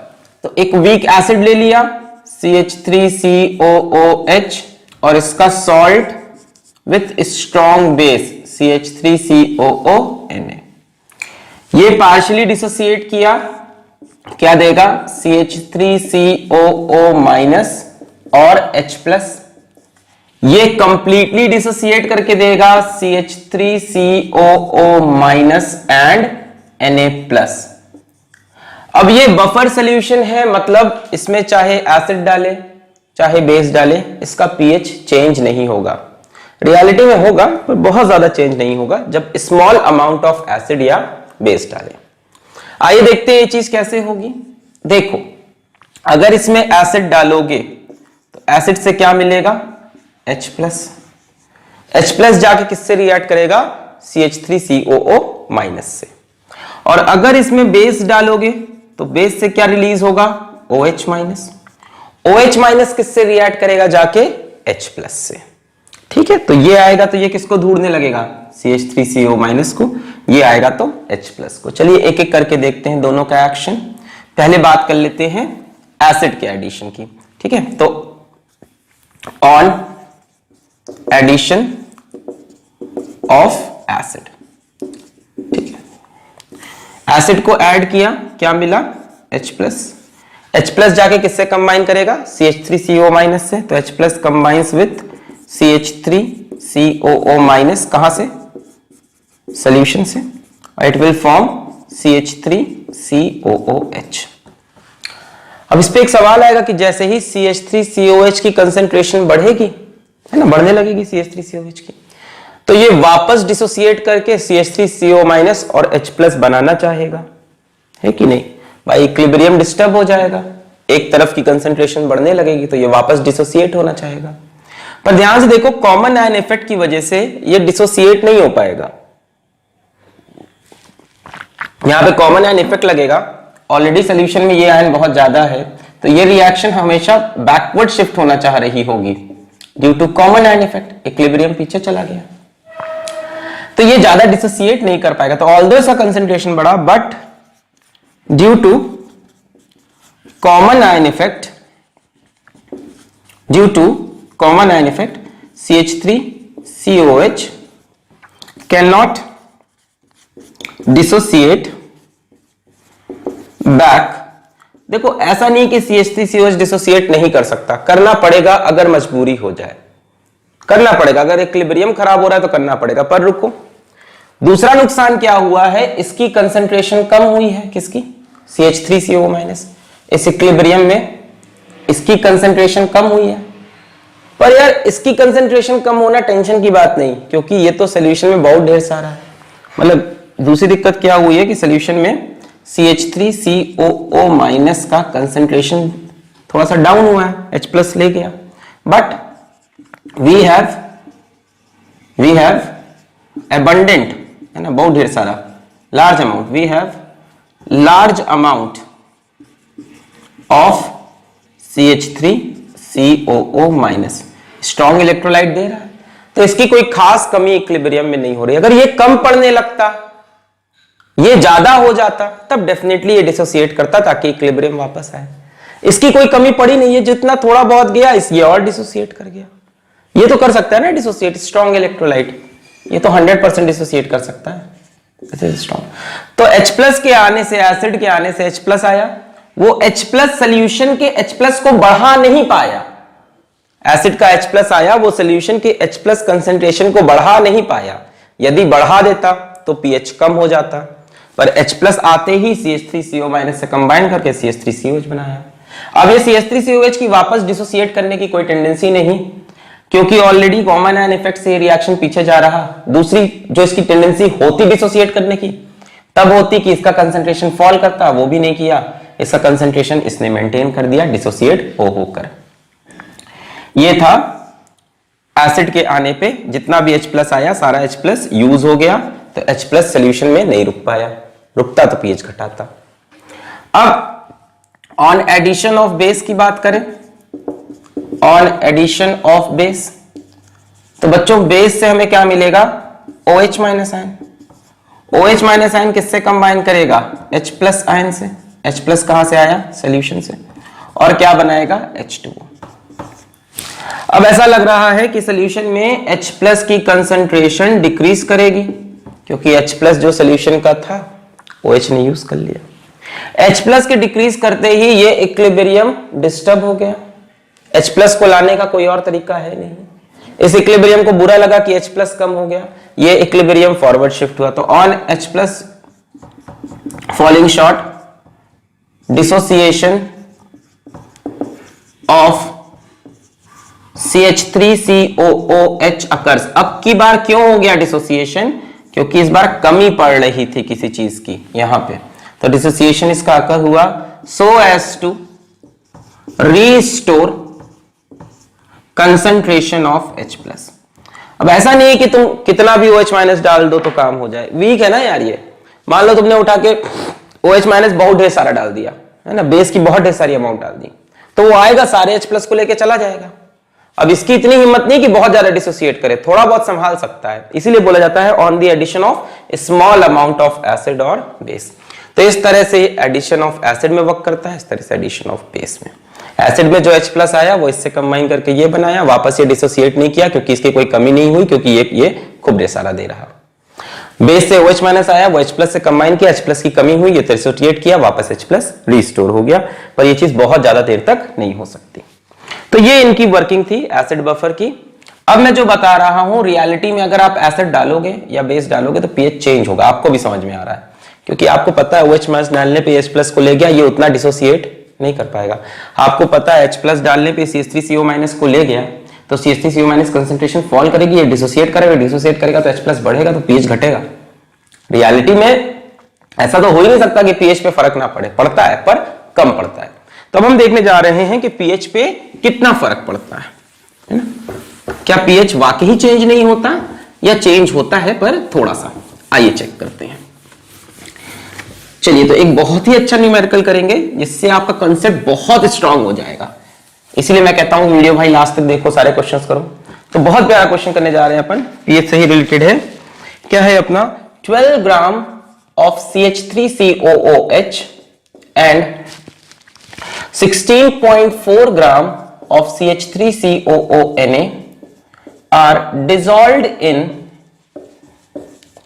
dissolved in 1 litre solution, ठीक है, इसका Ka दिया है 10 की power -5। Calculate first part pH of solution, second part new pH if 3.65 gram HCl is added। अब देखो इसमें नया एसिड डाल दिया बफर सोल्यूशन में। Third part new pH if 7.3 gram HCl is added। Fourth part new pH if 4 gram NaOH is added। ये question sufficient है सारे कंसेप्ट क्लियर करने के लिए। चलिए तो इसको हम करेंगे, और इसमें pH आपको पता है एसिड डालने पे चेंज होगा, बेस डालने पे भी चेंज। हमें पता लगाना है न्यू pH क्या है, चेंज कितना है, सब निकलेगा। इस क्वेश्चन से हमें क्लियर हो जाएगा कितना चेंज होता है। तो पहला पार्ट सॉल्व करते हैं, pH of solution. So pH is equals to pKa plus log 10 salt upon acid. अब यहां सॉल्ट लिखें, कंजुगेट बेस लिखें, फर्क नहीं पड़ेगा, इससे एक ही निकलेगा CH3CO माइनस। pKa की वैल्यू बताओ, ये 10 पावर -5 तो 5 प्लस log बेस 10 सॉल्ट। इसका कंसेंट्रेशन निकालना पड़ेगा, तो पहले इसके नंबर ऑफ मोल्स निकालें डिवाइड बाय 1 लीटर। तो इसके नंबर ऑफ मोल्स कितने होंगे निकालने के लिए आइए एटॉमिक मास वगैरह देखें। Number of moles of CH3COONA mass given upon molar mass.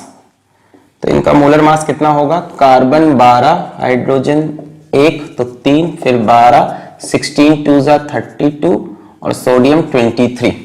तो कितना हो जाएगा ये 12 12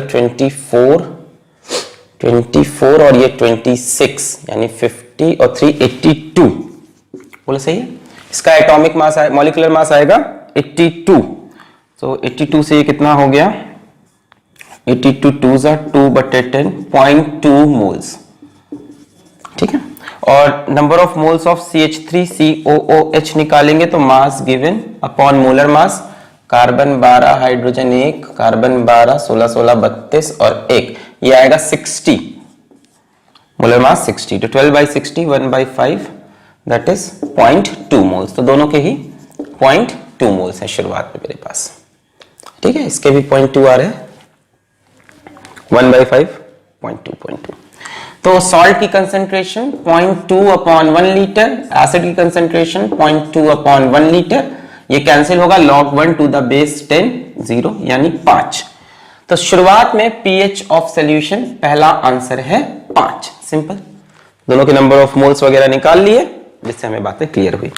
चलिए ये तो बहुत आसान लगा सभी को, number of moles upon volume करके कंसेंट्रेशन। अब सेकेंड पार्ट पे आओ, इंपॉर्टेंट कहानी स्टार्ट हुई जब क्या डाला HCl, कितना 3.65 ग्राम 3.65 ग्राम HCl ऐड किया। चलिए देखते हैं, मोल्स में चेक किया जाए कितने HCl है। So number of moles of HCl कितने हो गए 3.65 अपॉन HCl का मोलर मास 1, क्लोरीन 35.5 यानी 36.5 यानी 0.1 है ना, इसका मोलर मास 30, तो 0.1 मोल्स। तो हम कह सकते हैं 0.1 मोल HCl ऐड हुआ है। आइए अब सवाल को, कहानी को फिर से देखते हैं। अब देखो HCl आया और सॉल्यूशन में क्या किया है जरा देखो, CH3COH है, CH3COONA है और HCl। अब बताओ HCl जो नया आया है ये किससे रिएक्ट करना चाहेगा, एसिड से रिएक्ट करेगा नहीं, सॉल्ट से कर सकता है। तो CH3COONA plus HCl will give CH3COOH plus NaCl। अब ये डिसीजन आपको लेना पड़ेगा देखकर कि किससे रिएक्ट कराना है, ये आपको सोचना पड़ेगा। किससे रिएक्ट कराया मैंने भाई, एसिड से तो करेगा नहीं, तो सॉल्ट से रिएक्ट कराया। जरा रिएक्शन देखें, CH3COONA plus HCl क्या बना, CH3COOH plus NaCl। देखो HCl के एडिशन से हुआ क्या, गौर करो इक्वेशन पे जो लिखी है, हुआ क्या,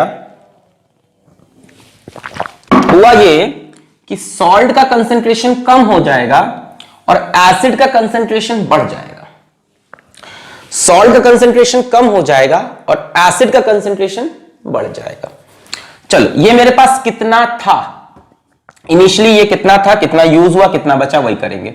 इनिशियली ये कितना था मेरे पास, हमने निकाला था ना 0.2 मोल्स, और ये भी कितना आया था 0.2 मोल्स। तो ये मेरे पास 0.2 मोल्स था, ये भी इनिशियली 0.2 मोल्स था, ये इनिशियली मेरे पास 0.1 मोल डाला है, और इसकी तो कोई बात नहीं है। बोलो क्लियर है? ये ऐसे सॉल्यूशन में थे, है ना, ये पहले से था, ये पहले से था, ये डाला है, ये इनिशियल बात हुई।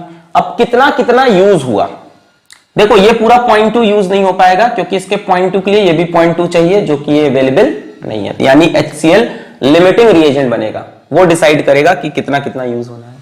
HCl पूरा खत्म हो गया, 0.1 यूज हो गया, ये एक के लिए एक चाहिए तो 0.1 के लिए 0.1। अच्छा, HCl एक खत्म होता तो ये एक बनता, HCl 0.1 खत्म हुआ तो ये 0.1 बना, और ये कुछ नहीं। तो ये हमारा यूज्ड या फॉर्म्ड की बात हो गई, यूज्ड या फॉर्म्ड। फाइनल बात करें कितना कितना बचा या कितना कितना बना, ये 0.2 था, उसमें से 0.1 गया, 0.1 बचा, ये 0.1 था, 0.1 गया, कुछ नहीं बचा, ये 0.2 था, 0.2 था, 0.1 बन गया, है ना, है ना। HCl 0.1 था, पूरा यूज हो गया, 0.1 HCl को ये कितना चाहिए 0.1, और 0.1 HCl से ये कितना बना 0.1, ये पहले से 0.2, तो ये बन के कितना गया 0.3। सो फाइनली आपके पास क्या क्या है, देखो बड़ा आसान क्वेश्चन था। CH3CONA है कितना 0.1 मोल 1 लीटर में, ये खत्म हो गया HCl, और CH3COOH है कितना 0.3 मोल्स किसमें 1 लीटर में। तो यही मैं कह रहा था कि HCl डालने पे क्या हुआ, सॉल्ट कम हो गया, सॉल्ट था 0.2 मोल्स और एसिड बढ़ गया, एसिड था 0.2 मोल्स, एसिड बढ़ गया 0.3।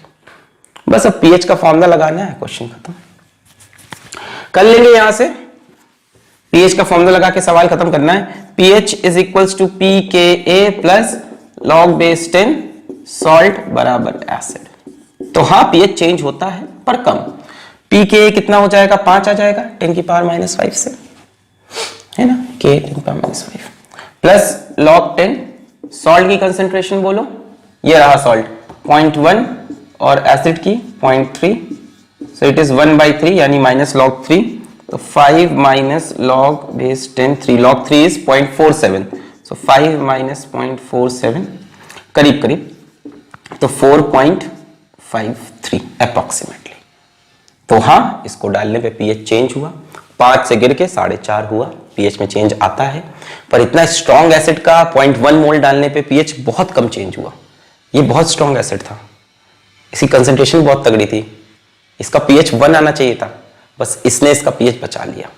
इसका अपना पीएच निकालोगे ना 1 आना चाहिए, बहुत स्ट्रॉन्ग है, 10 की पावर -1 पीएच इसका 1 आना चाहिए था, पर इसने बचा लिया कि इसने अपना पीएच इतना गिरने नहीं दिया। सो सेकेंड पार्ट हमारा सॉल्व हो गया, मिटा दें, 4.53 पीएच आ रहा। सेकेंड पार्ट अपना सॉल्व हो गया, 4.53 पीएच आ रहा।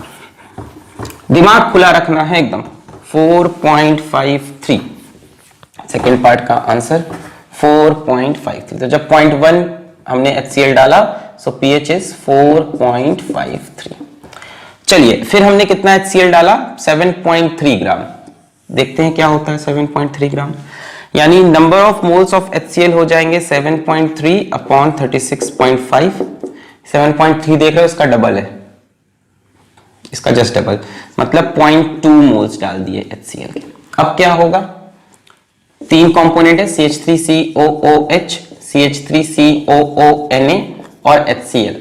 HCl किससे रिएक्ट करेगा CH3CONA से, तो CH3COONA plus HCl gives CH3COOH plus NaCl। अब इनिशियली ये कितना है मेरे पास, शुरुआत में कितना दिया था 0.2 मोल्स, HCl कितना दिया है हमको 0.2 दिया है इस बार, कितना HCl ऐड हुआ, और CH3COH भी कितना है 0.2।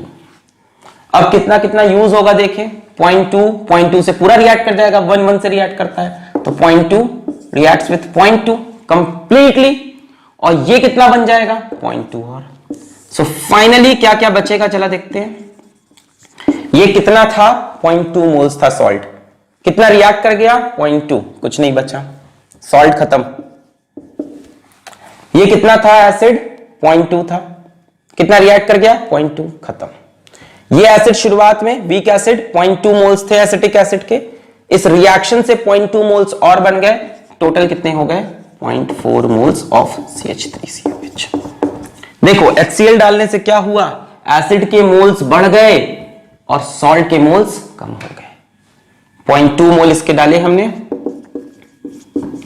तो 0.2 मोल्स डालने से एसिड के मोल्स 0.2 बढ़ गए, सॉल्ट के मोल्स 0.2 कम हो गए। अब ये सॉल्यूशन बफर रहा ही नहीं इसमें ये सॉल्ट कहां बचा, it's not a buffer, not a buffer anymore, not a buffer anymore. कहां बफर है ये भाई, बफर के लिए क्या चाहिए आपको, एक वीक एसिड चाहिए और एक सॉल्ट चाहिए, वीक एसिड स्ट्रॉन्ग बेस का। ये सॉल्ट है, ये तो strong acid, sorry strong acid strong base का, वो नहीं चाहिए, ये चाहिए था, ये बचा ही नहीं। अब ये simple, it is a solution of weak acid, solution of weak acid है सिंपल, CH3COH के 0.4 मोल्स। अब इसका आप पीएच निकाल सकते हो, वीक एसिड का याद है पीएच कैसे निकालते थे, CH3COH होगा, वो डिसोसिएट करेगा, ये याद है पीएच वाले लेक्चर में पढ़ाया था। सिर्फ वीक एसिड का ये बफर नहीं है, it is solution of weak acid, यही बचा है CH3COO minus plus H plus, याद आ रहा, इसी कंसेंट्रेशन C इसकी 0 0, फिर C minus C alpha C alpha C alpha, फिर K की इक्वेशन लिखते थे, याद है, वहां से अल्फा की वैल्यू आती थी under root K by C। So alpha कितना हो जाएगा, अंडर रूट K कितना है 10 की पावर माइनस 5, C कितना हो जाएगा, C मतलब इसी कंसेंट्रेशन 0.4 इन 1 लीटर, तो 0.4 बाई 1, तो ये कितना हो जाएगा, ये 10 की पावर माइनस 6 हो जाएगा, 1/2 into 10 to the power minus 3, बोले सही है, 10 ऊपर जाएगा, 0.4 बाई 10, 10 ऊपर के 10 पावर माइनस 2 आएगा, इनफैक्ट 0.4 बाई 10 मतलब 4 ऊपर 10, 10 पावर माइनस 5 और 10 पावर माइनस 4, 10 पावर माइनस 2, ये आएगा अल्फा। अब देखो H प्लस की कंसेंट्रेशन कितनी है इक्विलिब्रियम पे, H प्लस होता है C अल्फा, याद है ना, ये ऑस्वाल्ड डाइल्यूशन लॉ में सब पढ़ाया था, C अल्फा, तो C है 0.4/1, अल्फा है half into 10 to the power minus 2, ये 10 2 2 4, 10 power minus 3, 2 into 10 to the power minus 3। अब pH निकल आएगा माइनस लॉग H प्लस, तो इस पे minus log 10 2 into 10 to the power minus 3, तो ये हो जाएगा माइनस लॉग 2, यानी minus log 2 will be minus 0.30, और ये माइनस लॉग 10 की power minus 3, that is plus 3, 3 minus 0.30, answer will be 2.70। अब देखो पीएच काफी घट गया, 5 से घट घट के 2.70 पे आ गया, तो आपने काफी ज्यादा एसिड डाल दिया, 0.2 मोल्स बहुत होता है भाई, 0.2 मोल्स HCl का स्ट्रॉन्ग एसिड का बहुत होता है, इसका पीएच ड्रास्टिकली चेंज हो गया, क्यों, क्योंकि पूरा पूरा सॉल्ट आपने खत्म कर दिया, बफर सोल्यूशन बनना बंद हो गया, अब ये वीक एसिड का सोल्यूशन बन गया। CH3COH को मैंने डिसोसिएट कराया, alpha is equals to K by C, K की वैल्यू C अपना 0.4/1, और ये क्लियर है, पक्का, ओके। सो 2.70। अब लास्ट वाला पार्ट देखते हैं जिसमें हमने एक बेस ऐड किया है इसमें,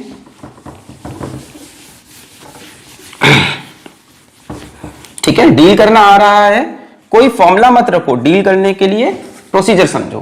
कितना आया था 2.7, लास्ट वाला आपने NaOH डाला, number of moles of NaOH देख लिए जाएं, 4 ग्राम अपॉन इसका molar mass Na23, oxygen 16, hydrogen 1 यानी 40, तो 0.1 मोल डाले हैं हमने इसके। आ जाओ, अब हमारे पास 3 चीजें हैं, CH3COO Na, CH3COOH और है NaOH। अब NaOH देखो एक बेस है, ये किससे रिएक्ट करना चाहेगा, ये एसिड से रिएक्ट करना चाहेगा, तो CH3COOH plus NaOH gives CH3COONA plus H2O, acid plus base, salt plus water. देखो बेस के डालने पे कहानी पलट गई, बेस को डालने पे एसिड कम होने लगेगा और सॉल्ट बढ़ने लगेगा। एसिड को डालने पे क्या हुआ था, सॉल्ट कम हुआ था, एसिड बढ़ा था। बेस को डाला, बेस एसिड से रिएक्ट किया तो एसिड का कंसंट्रेशन कम होता जाएगा और सॉल्ट का बढ़ता जाएगा। चलो इनिशियली ये मेरे पास 0.2 मोल्स थे, ये इनिशियली 0.1 मोल है, ये इनिशियली 0.2 है। अब आपको दिख रहा है ये लिमिटिंग रिएजेंट है, ये पूरा 0.1 खत्म हुआ, इसके 0.1 के लिए इसका 0.1 यूज हुआ और इसका 0.1 फॉर्म हुआ। सो फाइनली देखें क्या क्या होगा।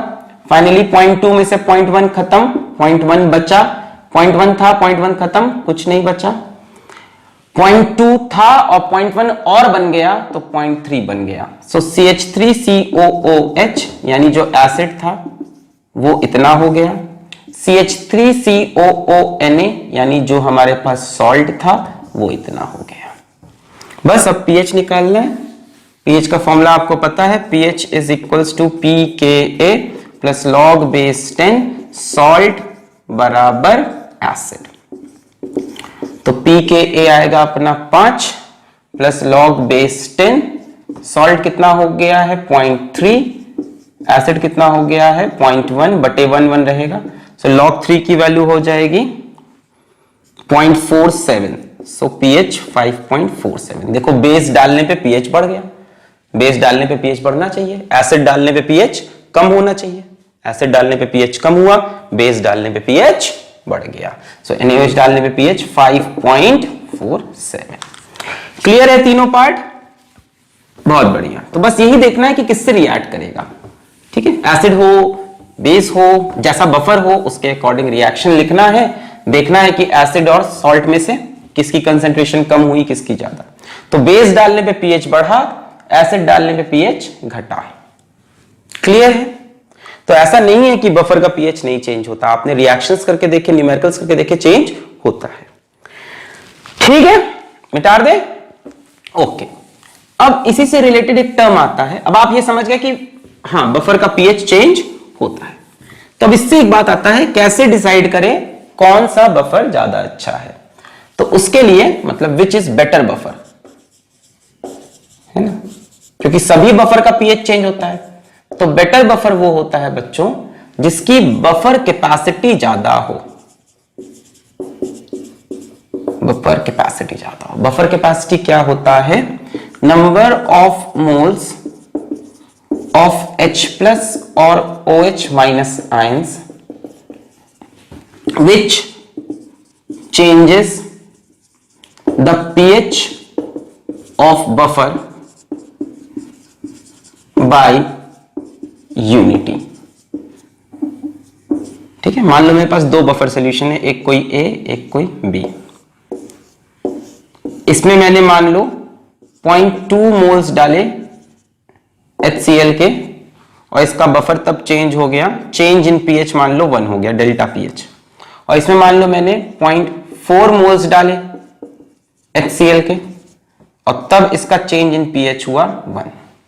तो किसी बफर सॉल्यूशन का pH 1 वैल्यू से चेंज कराने के लिए जितने मोल्स ऑफ एसिड H+ या जितने मोल्स ऑफ OH- डालना पड़े उसको हम बोलते हैं बफर कैपेसिटी। जैसे इसकी बफर कैपेसिटी 0.2, इसकी बफर कैपेसिटी 0.4 है ना, बफर कैपेसिटी 5, इसके 5 की वैल्यू हो गई 0.2, इसके 5 की वैल्यू हो गई 0.4। अब आप बताओ कौन सा बेटर बफर है? मेरे ख्याल से ये बेटर बफर है। इसका pH चेंज करना ज्यादा टफ था, इसमें काफी ज्यादा एसिड डाला तब pH चेंज हुआ। तो जिसका बफर कैपेसिटी ज्यादा that is a better buffer. फिर से बफर कैपेसिटी क्या है? Number of moles of H+ या OH- required which to change the pH of buffer by unity. Buffer के pH चेंज तो होते ही हैं, अगर उसको 1 वैल्यू चेंज करने के लिए जितने मोल्स ऑफ एसिड या जितने मोल्स ऑफ बेस डालने पड़े उसको बफर कैपेसिटी कहते हैं। इस वाले में 0.2 मोल्स डालने पे pH 1 चेंज हुआ तो इसकी बफर कैपेसिटी 0.2।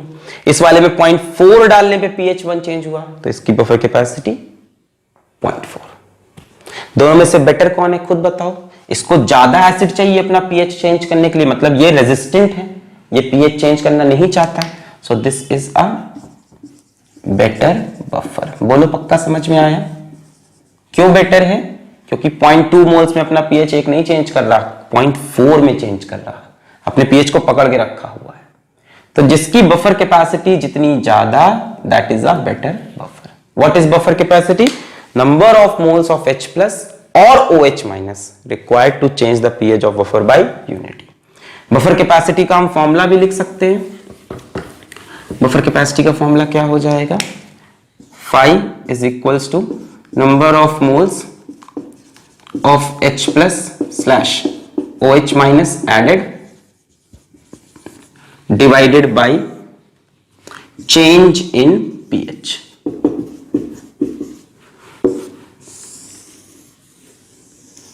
अब यहां से देखो, जिसका चेंज इन pH कम होगा उसकी बफर कैपेसिटी ज्यादा।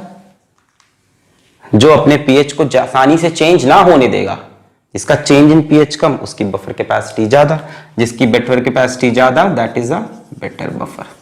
तो जैसे भी समझो, buffer capacity number of H plus OH minus required to change the pH by 1 से, या number of moles of H plus OH minus added divided by change in pH। ठीक है, तो यहां पे आपका ये टॉपिक खत्म होता है, बफर सॉल्यूशन। और वैसे तो सारे कंसेप्ट हो गए हैं, पर ये सभी एसिडिक बफर के थे। अब यही सेम कंसेप्ट हम बेसिक बफर पे लगा सकते हैं, जो कि होगा अपना नेक्स्ट लेक्चर। तो पढ़ाई करते रहें, ऑल द वेरी बेस्ट।